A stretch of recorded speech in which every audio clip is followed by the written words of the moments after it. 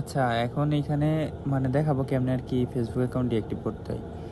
তো ফার্স্টে আর কি এখান থেকে ফেসবুকে ঢুকবো। ফেসবুকে ঢোকার পরে তারপরে এখান থেকে এই যে নিচে ওই অপশনে যাব। অপশনে যাওয়ার পর সেটিংয়ে ক্লিক করব।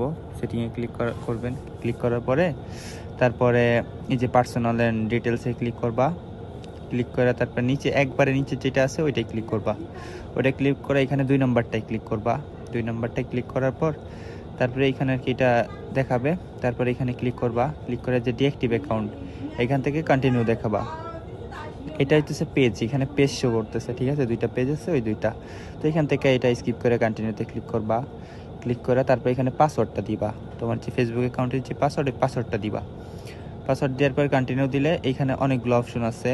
তো এইখান থেকে আর কি এই যে I have another Facebook account, ঠিক আছে? এইটা দিতে হবে। তো এইটা দিবা, তুই কন্টিনিউ দিবা। কন্টিনিউ দেওয়ার পর তারপরে এইখানে দেখো ডিঅ্যাক্টিভেট মাই অ্যাকাউন্ট।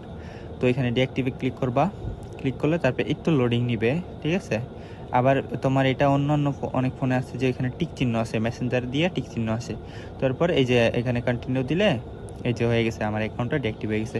এটা হচ্ছে যে কোনো গেম অ্যাকাউন্ট বা যে কোনো অ্যাকাউন্ট আর কি নিজের পার্সোনাল সেফটির জন্য আর কি এটা।